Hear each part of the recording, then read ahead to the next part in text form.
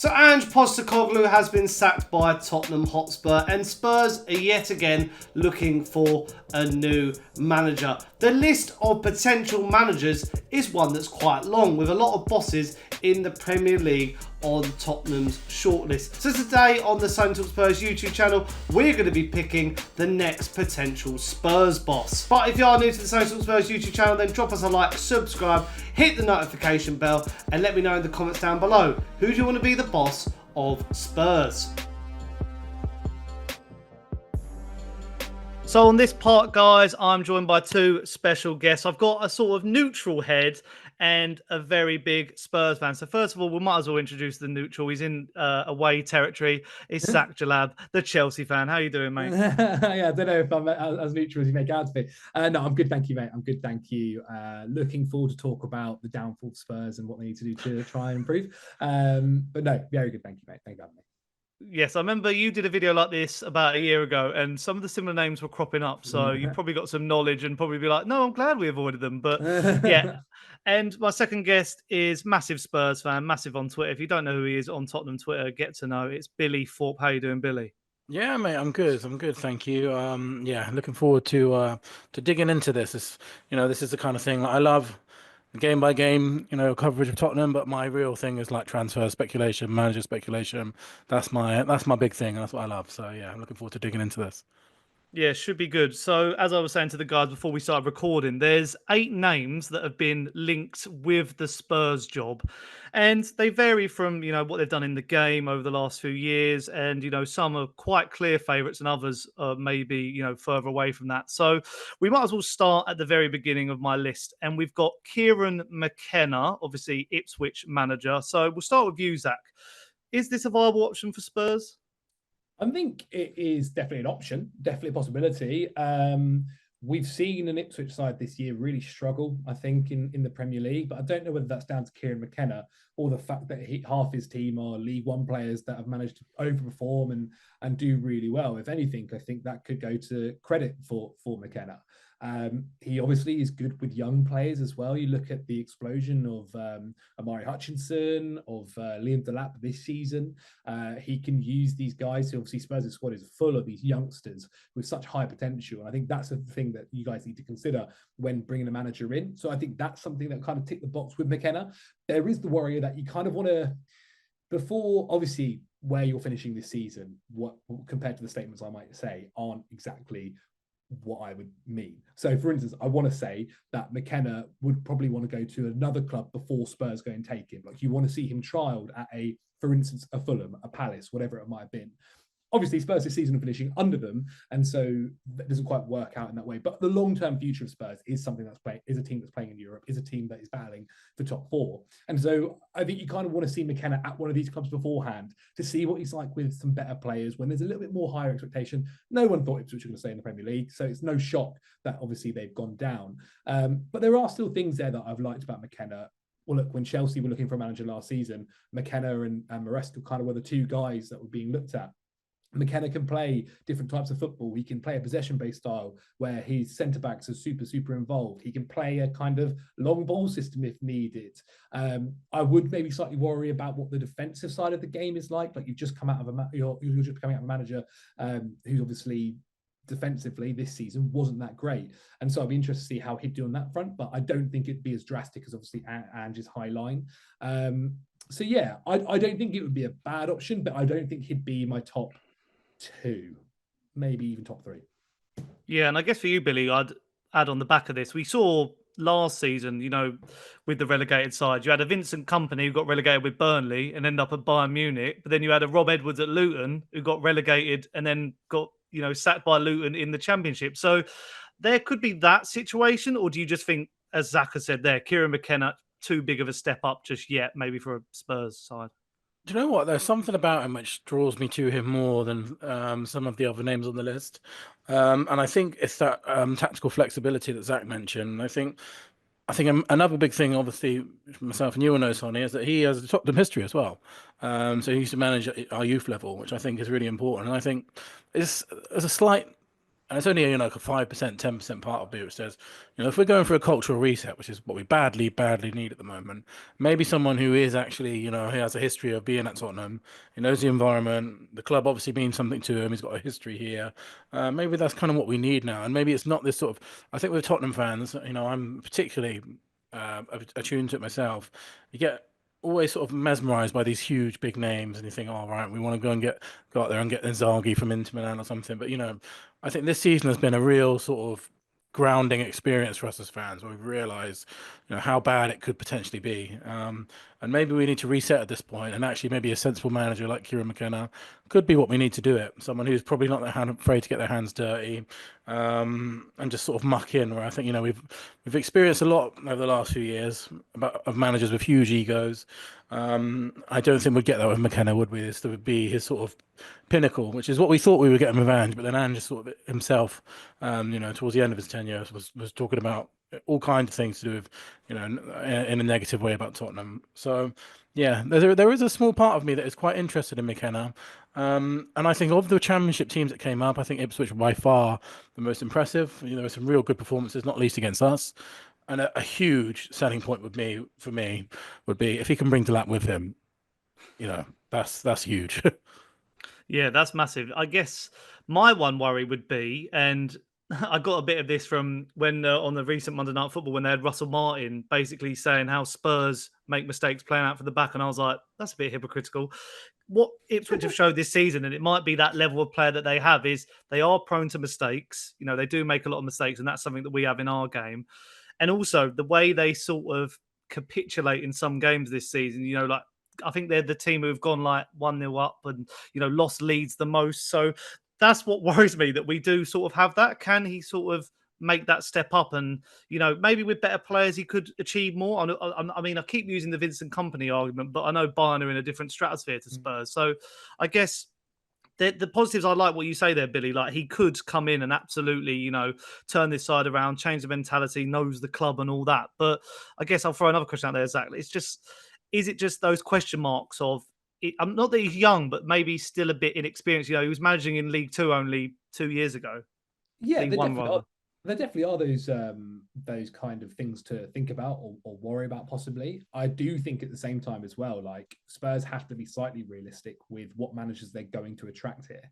Like they might not be able to go and get certain guys that we end up talking about because another club in Champions League football or even Conference League football might have a better proposition for them. I think that's something with McKenna that if you guys were to go after him, and again, look, Man United even thought about him as well, and after in the summer before they renewed with Erik ten Hag.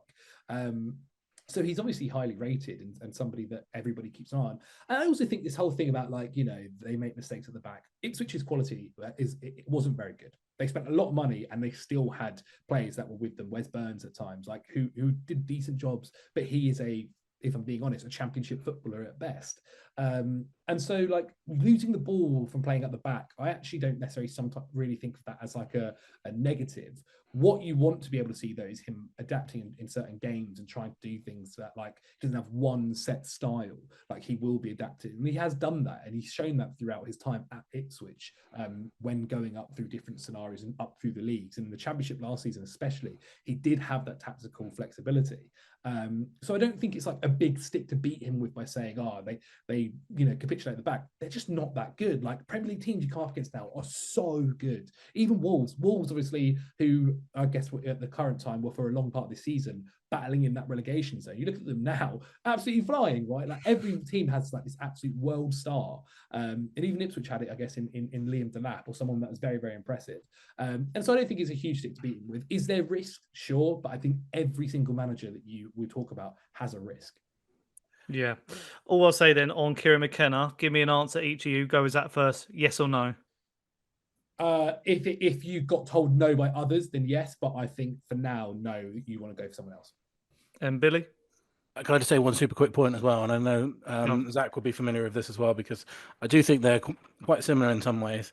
The fan base, he'd have a big job to win over the fan base after the season, and he's not a flashy name. And if it doesn't start well, he's going to really struggle to win over the fan. You know, we're a very toxic fan base at the moment.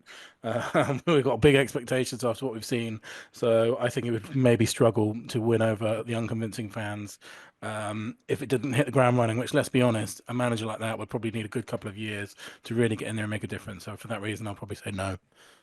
Nice. I like this. It's like a sort of X Factor situation of us being the judges and us saying, yeah, give him the bloody golden buzzer or the big X.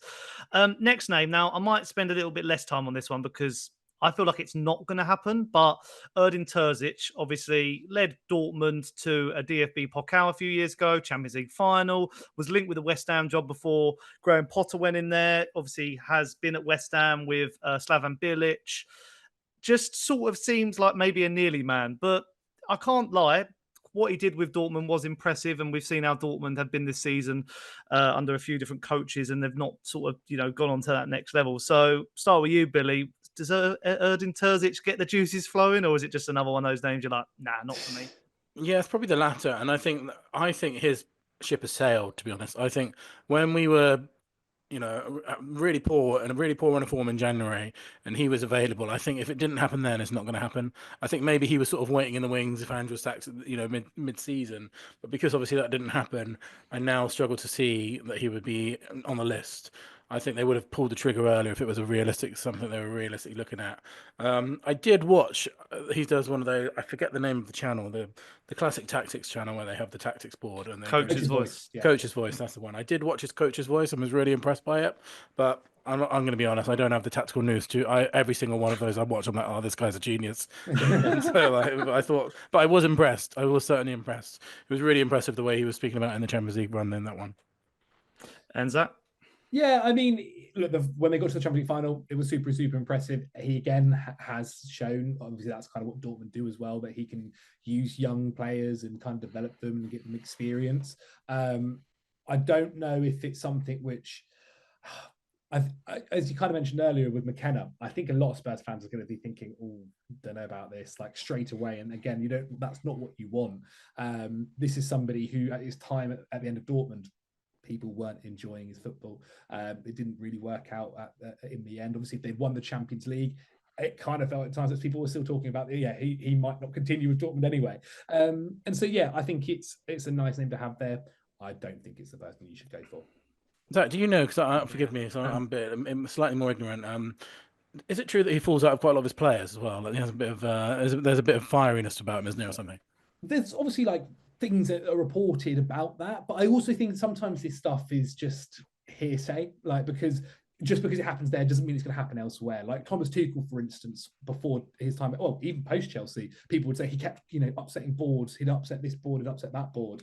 But actually, if you look into it, it wasn't really like that. There was a lot of certain situations, or not being backed, or whatever it might be, or him actually probably being unfortunately sacked when he shouldn't have. I don't know if look, if you believe reports, then yes, but then at the same time, I think every manager, when things are struggling, probably does fall out with a couple of players. Yeah, and so Billy, yes or no? I feel like I know these answers. It's a no for me for that one. I think it would have happened already if it was going to. And Zach? Yeah, no, definitely not, especially with the couple of other guys we're going to talk about. Yeah. Moving swiftly on then, we have Scott Parker. There was a report, I think it was from Matt Law, that said Tottenham admire him, so make of that what you will. Obviously has Tottenham on his CV of clubs, was really good for us when he signed from West Ham. Has had 2 bites of the cherry at Bournemouth and Fulham in the Premier League. Got a Fulham team relegated that when you see the screenshot of what that team was, it was quite surprising that they did get relegated.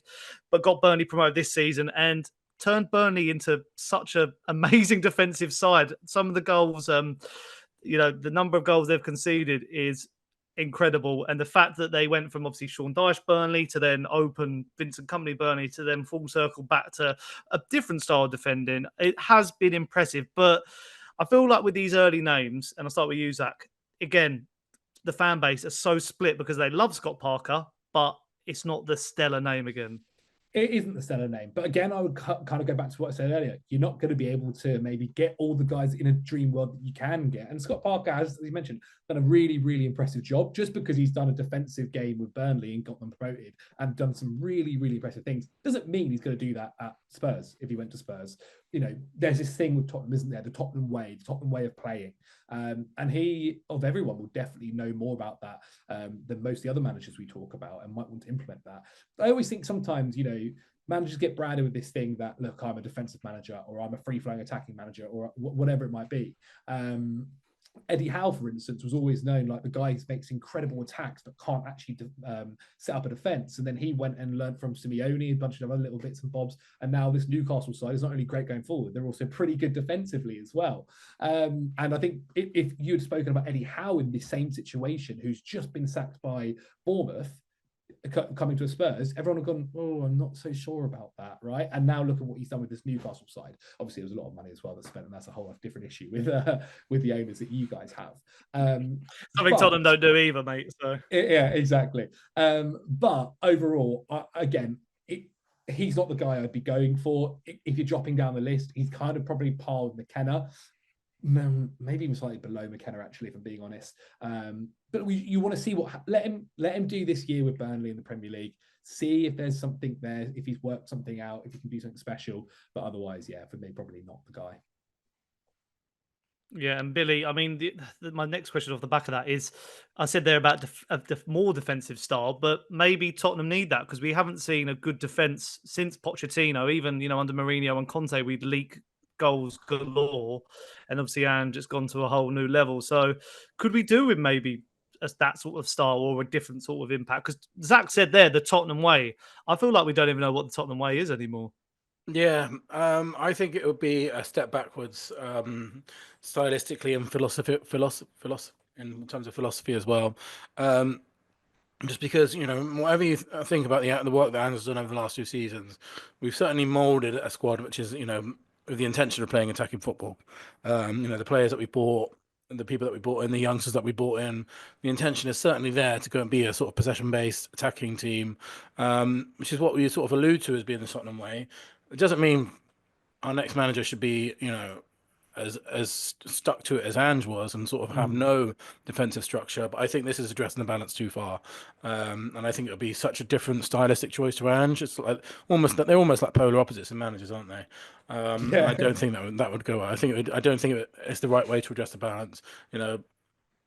As we've spoken about before, Sonny, I'm a huge Ange fan. I was a massive fan of what he is about. It's a shame that the way that he applied it, didn't materialise. But I want my managers to be sort of relentlessly attacking football. And I think, going forward, we've learned in this couple of seasons that you do need some defensive structure in place at the side of that. But I don't want to throw away this intention to be an attacking football team just because it went badly this time. I want to do it better this time, if that makes sense. Yeah, I think this appointment would show, Levy's tried everything, and it would be like, oh, should I bring in a name that Tottenham fans love? Who, I feel like he's running out of ideas, and this would be a little bit of that. And he like McKenna, he's got history. He did his badges at Spurs and all that sort of stuff. So, yeah, I mean, I like the idea. I think it's your heart signing. It's just not your head signing. So, I guess from you both, I can tell that's a big fat no, isn't it, from you, Zach? Yeah, definitely not. Definitely not. Yeah, so no from me as well. Yeah, no from me as well. Again, it would just be such a mood ruiner among the fan base right now. It would be a very bold call to do it. I don't think it will happen. But yeah, he's a guy that I respect massively. I think the thing you can say the most about Scott Parker is he's played for 3 of the biggest rivalries of London, but all of them respect him quite a lot. So he's a very well respected guy in football. He's played for Chelsea, West Ham, Fulham, Tottenham, or he's been linked with those clubs in some way, and he's revered by all of them. Yeah. Right. Next up, Marco Silva. Now, this name's quite intriguing because I feel like every report you see about next Tottenham manager, he is always in the top 3, and he's always one that keeps getting mentioned. Obviously, at Fulham, has done a really good job there, got them into a nice mid-table position, and hasn't had the easy of managerial careers, as he was like at Hull, and it went really well. Then at Watford, it didn't go too well. At Everton as well, but I feel like, and I'll kick this one off, and this does sound like, so hear me out. I think Fulham is his perfect level, and that's not a disrespect to Fulham. I just feel like it's the perfect situation. Fulham are could potentially, if they spend a bit more money, they've signed some really good players, Emil Smith-Rowe over the last couple of years, getting a tune out of Alex Iwobi. I feel like they're building a good team there. But I feel like, again, from what I saw when he went to Everton, I just feel like Marco Silva I think he'd be foolish to leave Fulham at this stage and come to a Tottenham. I feel like that would not be a backward step because, obviously Tottenham are a bigger club than Fulham, but I don't see it happening. And I still think it's one of those names where Tottenham fans would go, Marco Silva, what's this about? What are we trying to do? But I guess, after that spiel, what do you think of that, Billie? Do you agree with me, or do you think there's a chance that Marco Silva could do something at Tottenham? I completely agree with you. So there was a period in March, I believe it was, that we were linked to 3 of the names on this list, and at the time they were the 3 biggest names in terms of media traction anyway. Iraola, I'm never going to talk about them in Iraola, Frank, and Silva. And Silva was, as we will discuss later on, by far my lowest choice of those 3. I'm really concerned by the work that he did at Everton, and pretty similar clubs in many ways, similar fan bases that always seem to be let down with high expectations, never really seem to be, gifted with success. Similarly sized clubs as well, you could argue, and he really crumbled under the pressure there. Doing a great job at Fulham, no doubt, but I personally think that that's like his level, and I think, I wish him well at Fulham. It's certainly commendable, the things that he's done there, but not someone I would personally get excited by. And Zach, I guess, West London rivals, so, watch what you say about Fulham, but do you think that I'm being too harsh and Billie is being too harsh here? I actually think you are. And this is not like super bad. Like, I get it. I do get it, especially when the other names are available, right? And again, I would be saying go for these other names first. But I think sometimes, I mentioned it earlier, because we look at what a manager's done, and fair enough, and think that's the level. Like, they can't go above that, right? And what we've seen him have at Everton was a side where, to be honest, he probably got sacked fairly so. But this Fulham side, what we've seen him do is really, really impressive. Like, he's not really had the funds. He's lost some of his best players time and time again, and then improved the guys that he's brought in. Paulinho, like, went obviously last season. You wouldn't really know too much if you watch this Fulham side. Like, he's got Sander Berge playing really well. The other DM, is it not Vlasic? Lukic, there you go. Being very impressive as well. Like, definitely Fulham have kind of tailed off a little bit as the season's gone off and the fun's gone off. But I remember starting the season and thinking, God, this Fulham side could be in trouble, And again, thinking that last season, when Mitrovic went, and obviously them not really having a goal scorer, and he's got goals from Muniz, he's got goals from Raul Jimenez again. He's made Adama Traore look at least somebody that you can use usefully. He's got Emil Smith-Rowe cooking. He's got Iwobi being one of the best attacking players in the league at times. Calvin Bassey, who was hated at Ajax, being really, really impressive this season in Fulham. And so, again, it's not the person I would be saying hands out, lights out, give him the contract right now. But if he's probably my third option, genuinely, of the people to give the job to. I know I agree that it's not a flashy name. It's not someone who I think Spurs fans are going to be like, oh, brilliant, we've got him in to take us into this season. But it wouldn't shock me if, like, he did half decent and got you back into a European place. But again, he's not maybe the guy I'd give it to. I guess, and this question could be for both of you guys. Do you think the Spurs are a bit burnt by the Nuno appointment? Because, that was an underwhelming appointment. It was the millionth choice on the list after we went on a wild goose chase that summer. It started, he got manager of the month, didn't he, that first month? And then it just came crumbling down. And then we look at how good he is doing at Nottingham Forest, where he's been given the perfect team. It's like his Wolves 2.0 team. So is that the problem with Spurs fans? We're sort of, we feel like we don't know where we sit when it comes to being linked with all these names, and we're not patient enough. Like, but have we been patient with Ange? Like, I mean, there's not really a question wrapped in there, but is it sort of parallels? I think so. Yeah, sorry, Billie, you go, Billie, you go. Yeah, I think so, and I think it probably makes you reflect on do I have any sort of right to be able to turn my nose up a manager like Marco Silva when we've seen managers with these kind of less favourable reputations can then go to someone like Nottingham Forest and turn them into a Champions League team. So you never know which manager's going to do well there. I would sort of attribute it more to our owners rather than anything else, because we know, historically speaking, managers don't tend to get backed, and they don't tend to get the environment or culture which sort of creates a successful team. And I think, if you can point to probably 2 managers in 25 years that have done well at Tottenham, Pochettino and Redknapp.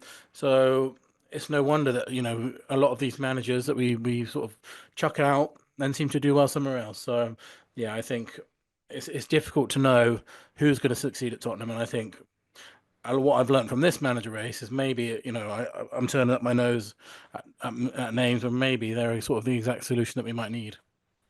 And Zach? Yeah, I think I kind of agree with Billy there, to be fair, with how it is. There is a big issue with the ownership, right? And it's always going to be an issue.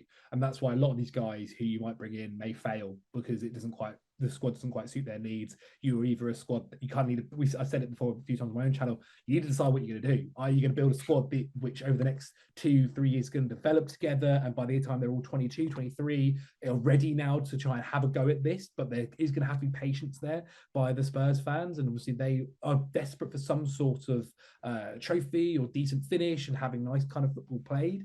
Or are you going to get somebody in and go, okay, let's bring in some, like you signed Dominic Solanke, 27, if I remember correctly, yes, and try and get a couple more players around their age. Obviously, Maddison's a little bit older. Kulusevski's about the same age, maybe a little bit younger. But these guys, and try and go, okay, we want a manager for now, really. And that's where a big part of it comes in. And that is kind of down to the ownership and their decision, right, on what they say to the new manager. Because that's one of my biggest worries would be, they say to the new manager, yeah, okay, you're going to have time. It's patience. Don't worry.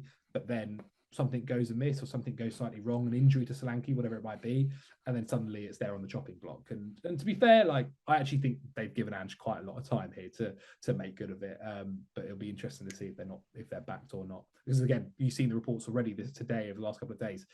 Looks like there might not be any money to spend for this new manager, which is quite worrying.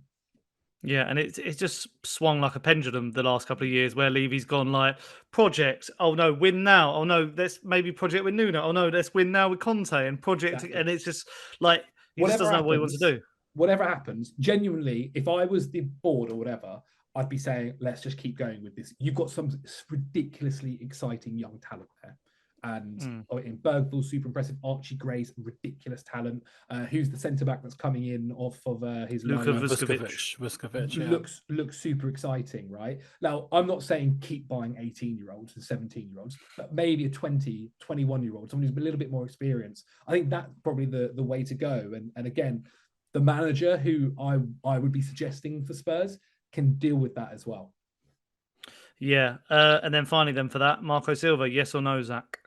I like him, but no, not the guy. And Billy? Nope. Yeah, Billy said on my other video that if a guy has managed Hull, it's a straight no. Sorry to Hull fans out there, but yeah. Next up, now this name, I put him on the list because he has been slightly linked, and that is Oliver Glasner. Done a really good job at Crystal Palace, and 100 million. Yeah, get him in now. Get the contract. It's up there now. But came in last season, replaced Roy Hodgson, and had an absolutely fantastic end of that season. Start of this season didn't go that well. Lots of people, were questioning him.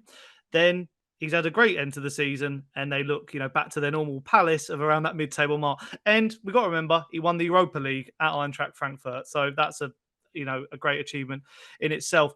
The reason I'm talking like this about him is because, and I'm going to say this now, I just can't see it happening. I feel like he'll stay at Palace, and, the team that they're building and still have after, getting rid of a Michael Elise, having loads of transfer speculation around Gahey and Eze, and he's still able to, improve a Munoz or, Adam Wharton or whoever. It's just a really impressive job. And I just feel like, and it's the same with a lot of these names, a lot of people are turning their nose up at some of these managers, but if you are one of these managers and you do have European football this season, why would you leave to come to Spurs at the moment where you don't know what direction we're heading in? The owner's, questionable all the time. It just isn't a good situation. Oliver Glasner, great run club, Palace. Why would he leave? I mean, Zach, what do you make of that? Mate, I'm in the same thing. Give him all the flowers you want. Like, he's done an exceptional job. Even when they were going through that turbulent period, that's when they just lost Elise. Wharton was out with an injury. Chalobah got taken back from Chelsea, back to Chelsea at one point as well. They had an injury to another centre-back, Riyad. Was it Riyad, Charlie Riyad or something like that, who got injured at the start of the season. And yeah, he's done a super, super impressive job. Really, really impressive job. Definitely. I'm more than happy. And I'd say if Spurs could get him 100%, go and try and do that. But I just agree. I think I'd be wasting my breath if I kept going, because I just don't think it'd be possible. Like, when they're talking about how other clubs are looking in, and Palace have said, yeah, it's 100 million. I just think if he was available, there's a few other clubs that might be thinking about it before he'd end up taking Spurs. And again, there's a chance Palace could get European football. And I think if that happens, there's no chance on earth that he'll leave. Plus, with a lot of these managers, they want to work with a board that is good for them, that understands them, that's actually going to help them out here. And if you were any of these managers and you were looking at what's happened to Spurs over the last few years, really back to Pochettino's era when he said, I need transfers, you didn't sign anyone for a year and a half. Like, you'd just be thinking, Jesus, man, do I really want to risk that after doing such a good job here? But yeah. Yeah, Billy, do you agree? I mean, I feel like what we've done is, when we had Pochettino, it was like we were worried he was going to get snapped off us by Real Madrid, or Barcelona, or Manchester United. And now we're not even that level where we know, like, oh, we could get a Glasner. And then if he wanted to leave in a couple of years for another super club, he could. But it's really just a dire situation, isn't it, when it comes to the next manager search? Yeah, it's quite depressing, really, when you talk about how it's unlikely a Crystal Palace manager would leave for Tottenham. But I think that's the plummeting that we've experienced over the last couple of years, and that's the reality that we're facing. I'd be absolutely thrilled with Glasner if we could get him, but I don't think, as you say, I don't think there's any chance. Like, why would he? This guy's stocks are rising with every passing game at the moment. I think the big draw for me was the fact that he's won the Europa League before, Frankfurt. And has just done a brilliant job at Palace as well. I know Palace fans are absolutely in love with him. I think he'd be an excellent solution, but I don't think it's a realistic one. I was reading that he has already potentially turned down Leipzig because he's worried about the interference that they have with the ownership level. And I think Zach is exactly right. I think, unfortunately, due to our stature at the moment, there's going to be a lot higher clubs probably keeping their ears interested in Glasner than us at the moment. Yeah, I think like you're both spot on. It's one of those names where you're like, yeah, that's amazing. We'd take him in a heartbeat, but we're just, this is head ruling over heart for this one. I just feel like Palace are still building. They're just going to be a better team, and there's some other names on this list who could have taken their clubs to maybe the level they've got it at, but with Palace, I mean, even like we haven't even mentioned now, he's like Lacroix and or Lacroix, I should say, in the French accent. Like how good he's been. He's made them like a defensive force. We mentioned it earlier, versatility. They can play a back three, they can play a back four. That's what I want in a new manager, someone who can be tactically sound instead of inept like Ange. No offense, but yeah, my ultimate dream signing this summer would be Adam Wharton. I think he's an absolutely incredible player, and I think he would solve an awful lot of our problems in midfield. And I think it's probably says more about Glasner's coaching than anything else, that you could look at that Palace squad, and I think for both of us, Chelsea and Tottenham fans, there's about 6 players that I would immediately snap your hands off for. And that's just probably a testament to his coaching. It'd be 100 million on Glasner, 100 million on Wharton, 200 million. As a Gay, there's just Munoz. There's just give him 450 mil and just tell half the team come over. Might as well just be a Palace fan at this point. I just literally, I mean, I could do that with Wolves though. I could go, Cunha, Strand Larson, one of their midfielders. I'd take them all. But yeah. So, go on, Zach, yes or no? Just because there's just one guy since the start of this video who was always going to get my yes. It's a no, but if you can get Glasner, absolutely take him. But if I'm giving one yes, I'm holding it for the guy who we'll get onto in a minute. And Billy. Yeah, I'm just starting to wonder now if mine and Zach's big yes is the same one. I think there's a 50-50 chance that it is. Yeah. And yes, for me, definitely. I would take it all day long.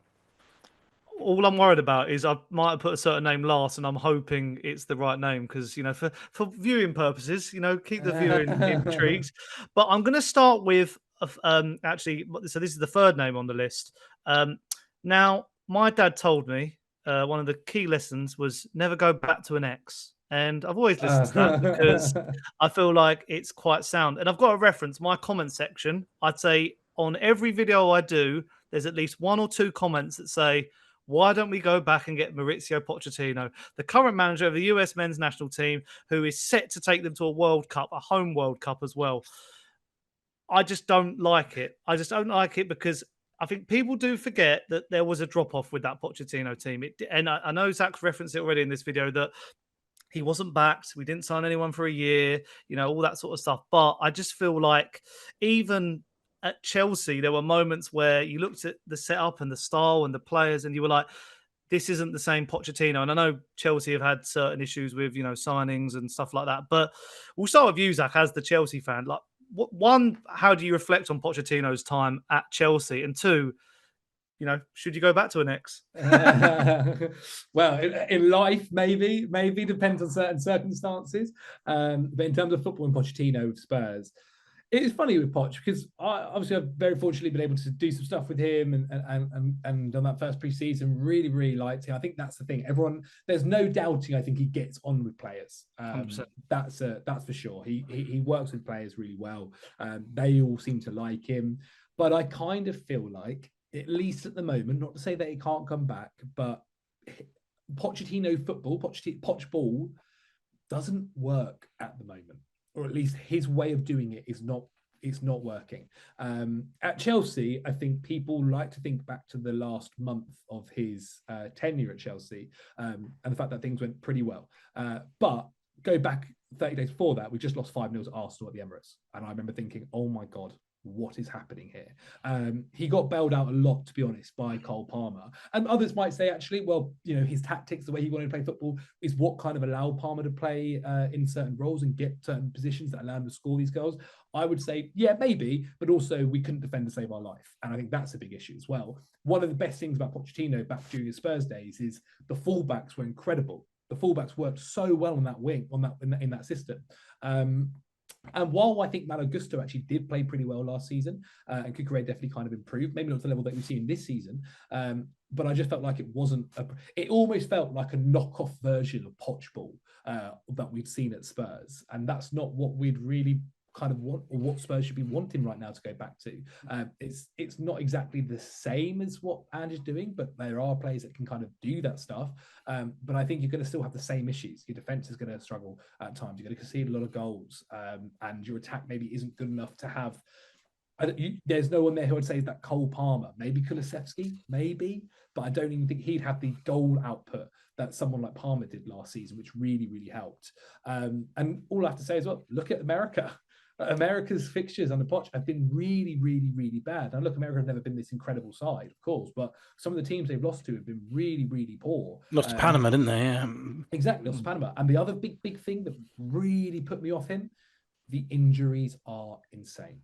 You've got injuries at Spurs at the moment. Oh my God, I think it could be the same, if not worse, under Pochettino if he came back, because the intensity of training with how many football games now teams are playing, maybe it's slightly different if there's no Europe, but we had no Europe last season and we were one of the most injured teams in the league. So that would be a big concern for me.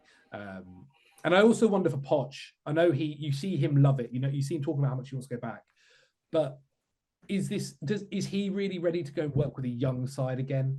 Is he not now for himself thinking, I want a team that I can go and win stuff with now, I can go and get to finals now? I wonder whether he'd be ready for like a project. Yeah. And Billie, as the Spurs fan, I mean, I want to just say, I know I said about the X thing, but I love Poch and I want to keep it as remembering those good times. I feel like I don't want it to come back and then be, treated like, rubbish again by the owner. Apparently he's still in contact with Daniel Levy, which blew my mind. But I guess, Zach said it there. He did have such a good track record at Spurs for improving youngsters, working with youngsters. You've got to think of like, Dele Alli and Eric Dyer and, Harry Kane, how he really took them to a next level at Spurs. But do you agree with that, though, that, it's all up in the air when it comes to Poch at the moment and his style and systems? Yeah, I think this is a really complicated one for any Spurs fan. I think, that connection that we had with Poch is like nothing we've ever experienced in our lifetime and probably never will experience again. You can go on Twitter today and you'll guarantee there'll be about 5 or 6 posts all about the team of 2017. We look back on it as if it was like the greatest team of all time, which it did feel like at the time. That connection was incredibly, incredibly special. And I think what you have to remember is at the time when Pochettino first came into the Premier League and he turned Southampton in the pressing side, like pressing wasn't all that common, and now pressing is like the bare minimum for a Premier League team. And I think what Zach said at the beginning is he's not really moved with the times. Like he hasn't. I couldn't really point out as like this sort of you see some of these managers coming through. One of the ones that we'll probably talk about in a second, in the wake of Guardiola and these really tactical managers that sort of play that kind of style. It's difficult to see where Poch fits into that in the modern Premier League, really. So I'd be worried about the style, but there's just some part of me that we have just been in so much misery since he left. There's a part of me that just thinks maybe we deserve to feel something again as a fan base, and that's what that's what it would be. But it's from a footballing perspective, it doesn't seem to fit. The only thing I would say is that Zach was talking about, a couple of months ago about Archie Gray and Bergvall. Imagine Poch with his hands on those guys. That could be really special, but my heart says do it straight away. My head says don't do it. So it's a really complicated one for Tottenham fans. See, Billie, Poch has sent you the text saying you up with a kiss, and you've replied, do you want to be my manager again? Straight round. But yeah, I just... I'm going to have to tell a really, really quick story. I have a friend who is a driver, and he drove Pochettino once. And let's just say things got a little out of hand, and I ended up with his number. And I'm going to be put everything on the table. I've sent him a few texts at 7 a.m. in the morning sometimes, been like, please come back. So I'm definitely not immune to that kind of thing. I was deep in love with that guy, as I'm sure any Spurs fans was at the time. I can't believe I said something as a joke and it's actually that was a reality. And they were green ticked as well, so. Amazing. Wait, he left you on red, or did he just go, no, you're right? Yeah, he left me on red. Oh, no. Oh, after that, I have to ask the question, yes or no on Poch then, Billie? I've got to stick with my feelings, yes. Oh, okay. And Zach? I think you should stick with your head and say no. Well, there we go then. And how I'm going to do the last two then is these are, I'd say, the front runners. These are the two who are heaviest linked with Spurs. A little bit different, but they've become really top managers in the Premier League. One a bit younger than the other. One, some say, could be a super coach, and one who could actually turn Tottenham around and really improve them in key areas. So it is obviously Andoni Iraola and Thomas Frank, respectively. I'm interested to know which ones we both got the same one or which one is different. So first of all, good tension. First of all, I'll ask Zach who he's picked, and then I'll ask you, Billie, who you picked, and then maybe if they're different, you can argue it out, or then we can say why you picked one over the other. So Zach, who have you picked? I've gone for Thomas Frank. And Billie? I've also gone for Thomas Frank. Oh, okay. Right. What we'll do then is we'll start with... It wouldn't be bad though, mate. Yeah. Okay. What we'll do then is we'll start with why not Iraola now then?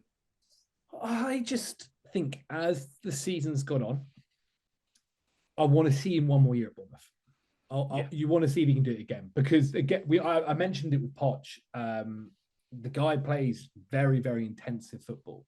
How does this intensive football work when he has more games every season? Because that's the dream, right? Spurs, they want to get back in the Champions League. They want to be playing multiple games, and they want to be using their first team squad for that. He is also, and actually, to be fair, both these guys are working under boards which have done incredibly well since they've been promoted back to the Premier League. Like, obviously, when they sacked Gary O'Neill a couple of seasons ago for Iraola, everyone was thinking, what on earth are they doing? What's happening here?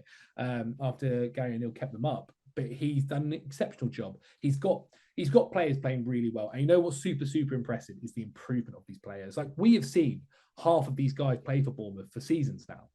And we're now watching them as some of the most dogged, hard-working guys in midfield every single year. And Solanke last season, obviously, that would be a really nice connection if he came back, obviously, if he came to Spurs and had that connection there. Wouldn't shock me if then maybe, I don't know, you get a lead with Zabani if you wanted to bring someone like him in. If you wanted to look and try and get Semenyo, whatever, like that link could help quite well. He's very, very good, but there's just something about Frank, and I felt like, I don't know why, I felt like Frank should have been the manager before Ange at Spurs. I've been for a long time feeling like Thomas Frank is the most Spurs manager I've ever seen ever, waiting to happen, and it's not happened yet. I keep thinking, why? What's happening here? I think he's so underrated. But in terms of why not Iraola, I don't think Iraola's a bad idea. Like if Iraola was the Spurs manager holding the picture with the contract, I actually think most Spurs fans go, sick. Let's have some fun here. Let's see what happens. I don't think anyone's complaining. But there's just something about Frank for me where I think he could be very special with Spurs. I really, really do. Yeah, and before I let you answer, Billy, on your reasoning, I just want to say mine, because Zach will know I'm in a WhatsApp group with Zach with a lot of former Football Daily people. For ages, me and another Spurs fan in there have constantly been like, why Frank? Frank, Dortmund, go to Dortmund.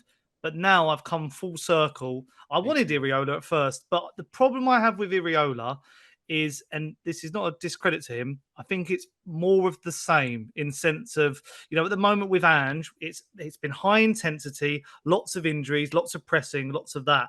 And I feel like it will be a bit more of that, but a bit more cohesion. I will say that. I feel like, there is a bit more pragmatism with Andoni Iraola. I like the way he comes across as well. I like the way, he's improved players. I think, even like someone like Tyler Adams, who was written off at Leeds, looks like an unbelievable midfielder. And, Cliver as well as gone on leaps and bounds after he was basically written off at every other club he'd been at. But with Thomas Frank, I think, first of all, he is just an amazing talker. He's done so many interviews, whether it be with Sky, he was on Monday Night Football. They did that documentary where he showed his, training and stuff like that. And now they coach game by game. And we've said there, and we said it all earlier in this video, I want a manager who goes into each game based on that opponent. Right, he's playing Manchester City, how are we setting up? All right, he's playing Southampton, how are we going to set up? Mid-game, he's got, I know some people laugh at, he's got the tactics board out, he's thinking, he wants to, motivate the players in that way. Whereas Ange Postecoglou just sort of stands there and he doesn't even rally the players. It's sort of, you're not sure what he's going to do next, what substitutes, what's he thinking about? How I can imagine Frank in the changing room. I can imagine him improving players, putting an arm around, those ones who have been struggling this season, and Maddison, for example, and going like, this is how I see you in my system. This is what I see from you. Don't get me wrong. I think Iraola does that all as well. But I think Zach is spot on with he needs that one more year, because we all remember at the start of Bournemouth, how many games did he lose in a row? Maybe 10, maybe as many as 10. While we were, undefeated in the first 10, he was struggling in his first 10. And everyone thought we had that De Boer situation at Palace. We were like, oh, why did they do that? And again, this season, they went on a run where they didn't win in 8, maybe, or something like that. And there were question marks about tactics and, injuries and all that sort of stuff. And also with this Bournemouth team, we could see this summer a lot of players will, could leave. I'm thinking Hulson and players like that. So it is very up in the air there. Whereas, and I know Brentford fans, they do exist. I think maybe Thomas Frank has taken this Brentford side to their ceiling. And the next obvious step would be a club like Tottenham where he could win. I could fall in love with him with that first press conference. I could imagine him talking like through it and being like, I'm like he will settle that ship. So that's my speech. That's my that's my placard for Frank. But Billy, I know the other week we were talking about Iraola and Frank, and I feel like you were more Iraola. So why maybe more Frank now? Yeah, so I have also gone full circle on Frank. And in fact, when we were first linked with him, I was not interested whatsoever, because I was sort of, again, I keep going back and forth about the style of football. I'm not particularly impressed with Brentford's style of football. Although having said that, since then, I've then looked at the work that he did in the Championship. And I know, when they were one of the best teams in the Championship, he played a very different style. And what I've learned this season, and in the 2 years that we've had of Ange, is that I kind of just really want a manager. And as I couldn't really, I don't really have anything more to add than what both of you just said, because it sums up my view entirely. I just want a manager that goes into a game and maybe switches it tactically depending on the opponent, because we've been so dogmatic under Ange and it's been bitten us many, many times. It's been so easy to play against. Every single manager that we come against knows exactly what we're going to do. There's no surprises in there. And I just kind of feel like we need a bit of tactical nous in there. Another thing, Sonny, I'll say 2 words to you, and you'll be, as a Spurs fan, you'll know that what these 2 words are going to mean is set pieces. I mean, we've just been so diabolical from set pieces in the 2 years that we've had. We've gone from having the GOAT set piece coach a couple of years ago to now having less care of them than anything else. And I think that'll be really interesting to see a manager. Frank really values that kind of thing. And I just feel like when you watch Brentford, they're never out of the game, are they? They're always fighting there, and I think he really gets hold of his players, and that's what you could probably see. As Tottenham, we've just been so weak so often. I don't think you're going to get that with Thomas Frank. So I've gone full circle. And again, Zach said it, I have nothing more to add than that, is the fact that if it was Iraola tomorrow, I'd be happy. If it was Frank tomorrow, I'd be delighted. I think they're both. And when we talk about Pochettino, I think Iraola is sort of this manager, this new wave of tactical managers, much more modern, that sort of relentless attacking football. My big worry about Iraola would be the same problems that we've seen in the last 2 seasons is the injuries. Have we learnt from those? He's had significant injuries from Bournemouth, playing 1 game a week. It would probably be a repeat of what we've seen this season. Again, Sonny, you will agree with me. Certainly can't trust our medical team to get anything right, even despite them being overhauled this season and seem to have got worse. So, yeah, I completely agree. I'd be over the moon with either of those managers. I think both of them have got things about them which you sort of want as a fan base. I think they're the top 2 in the running, and certainly be my top 2 overall, for different reasons. But the more I've read about him, the more I've watched. I've seen a couple of, I think a video where he's talking about the Tottenham game. And actually, I think H, who works on the Overlap, posted a video recently or an article, and he just seems to. He's such a good communicator. I've kind of fallen more in love with him as I've watched him. Yeah, I think he gets it, man. Like that's the simple, as simple as it is to say that. I think Tom Frank just gets it, and I think he'd get the Spurs fans as well. He'd understand what they want to do. Like you mentioned, the tactical flexibility. Want to play back 3, can do that. Want to play back 4, can do that. Want possession, can do that. Needs to go long and play direct, can do that. Works with youngsters, does really, really well, improves them. Works with senior players like Tony, brings them to the Premier League, makes him one of the best strikers in the Premier League. Every single box Spurs are looking for in a manager, he ticks. I just go back to the same issue of the board. He's had a really good board at Brentford. I wonder. Yeah. I almost feel like he's too smart, or so smart that he'd look at your board and go, "Is that going to help me out?" Yeah, go on, Billy. Can I flip reverse and ask you two both a question? So one of my big concerns about this whole managerial thing is the 8 names that we mentioned. I think almost nothing links them stylistically, and that to me is concerning. It just seems like it's almost like fish in a barrel, just picking names out the hat. Of the 8 managers that we've spoken about there's no philosophical sort of a thread line that they all link them. Are we just sort of plucking names out the hat as a club at the moment and just thinking, right, he's doing well somewhere, let's get him, or he's doing well in Fulham, let's go try and get him? There's nothing really that links all these managers stylistically, is there? Mate, it reminds me of, you remember on Sunderland Till I Die when the guy went, what's Zlatan Ibrahimovic doing on this board? It's like that. It's like, because there's some Spurs fans who, and I said it earlier, think we can go and get Inzaghi or Ancelotti. And it's like, screw your head back on. This is the situation. And I just have to go back to the Nuno year where, what was it? Gattuso, Fonseca, Conte. Like there was Fonseca's one of the most attacking managers in history. And then Nuno's the polar opposite. But that's Daniel Levy in a nutshell. As I said, the pendulum has swung all the last few years from Poch, Mourinho, Nuno. Like there is no alignment. Zach said, "Are we signing youngsters? Are we signing made players?" Because what has happened there is, and I think the same has been for like your Chelseas, your Uniteds. They've looked at all those middling sides, Brighton, Palace, Bournemouth, and Brentford, and gone, we like the way they're run, their stat-based signings, the data and all that. But because it's on like a bigger scale and there's more scouts, there's more, transfer fees and signing on fees and all that. It's just sometimes it doesn't translate. That's why we see, some of these managers when they do move up to that next level, they do fail because it is like small fish in the big pond. But yeah, I'd say that is concerning. I'd say, they're on that list though. Because even the top three that have been linked are Silva, Iraola, and Frank.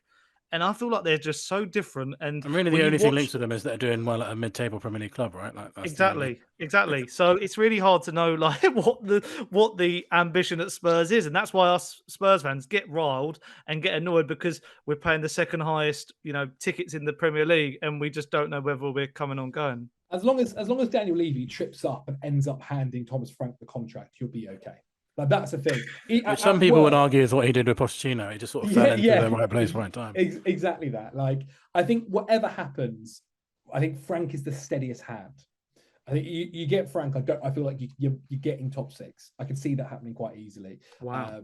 I genuinely believe that. I've been impressed with him for so long, and I think other clubs there might be bigger issues. Like say Man United, for instance, it's almost like maybe is the club almost too big for someone like Frank. He'll get eaten up and swallowed up. Whereas at Spurs, Yeah, I know there's that pressure, like but it's not as pressure big. or something. But like, I'd actually kind of sit here and be like, they got Frank, that'd be actually a smart move. But I just see that maybe the pressure there might be quite difficult. At Spurs, the expectation and the pressure right now is on the bottom floor. Like it's rock. It's at the very bottom. And if Frank could come in and get you guys back into European competition, everyone will be very, very happy. But that being said, obviously, Ange did that. Ange did do that technically, and things can change quite quickly. The only 2 last points I want to say is, I guess with these managers as well, and the same with Ange there, you just sparked the thought in my head. We haven't seen them with more than 1 game a week, maybe FA Cup and Carabao Cup. We haven't seen them with maybe European pressures, which is what Ange, he had that first season. The only thing I'd say is, and maybe this is me giving Levy some plaudits, we've seen the managerial situation in Europe seems quite set at the moment. Like a lot of clubs have done their work. West Ham brought in Potter, Amorim went to United, and everyone's like, why hasn't Levy sacked Ange? But maybe he's waited for this moment to go like, and we all like a bit of a clean slate, give the manager the preseason and all that. But maybe that's what he's done. He's waited and then gone, right, now I can maybe... I mean, it's hard to get these managers out of clubs, especially because I think a lot of them have those release clauses. But yeah, I just think Frank, for me, is my number 1. So what you're saying is he's waiting until Inzaghi's become available. Or actually... Mate, if he did that, I'd bloody... Carlo would be a very different... Carlo would be very different as well. Jesus Christ. If Carlo was managing Spurs, God, that could be an interesting season. It'd be like when he went to Everton and everyone was like, how did they do that? How did they pull off that one? Yeah. We need Paratici to make some dodgy calls if we're going to get Inzaghi. Well, that's our trouble with going into this summer. We don't even know, Scott Munn looks like he's off. We're bringing in the Arsenal CEO. Like that's all a mess before we even get a manager in. Yeah. And, the reports that were mentioned that Tottenham might sell before they have to buy. I mean, the one thing with Levy, he does pay up for managers. He might not give wages to... I've always said that. So, maybe he will just go, right, let's get him in. Let's get all his staff in. When I saw people saying, why would Iraola come to Tottenham, is that Ange earns 5 times more than Iraola. Yeah, that's actually a really good point. It is a really good point. Conte was on 15 million at Tottenham. We speak about why these guys might, why they go to Spurs when they might have Champions League football. They might just get the biggest payday ever. Like that. Yeah. That's a genuine. That's why I hate, because I sound like a proper Big Six club when I just go money, and it's like because we don't usually say it. That's always the biggest factor in these decisions. Exactly. You can dress it up as however you like, but you stick £5 million in front of someone. Okay, I'm coming. Yeah, that is a big thing. Very, very big thing. Right then. Right, to wrap this section up then, guys. So we know the answers, but Zach, who is your top pick? Thomas Frank. Should be Thomas Frank. I hope you don't do it, because I think you guys become really good again, or at least in a couple of seasons become good again. But I think Thomas Frank would be the smart move. And Billy, who's yours?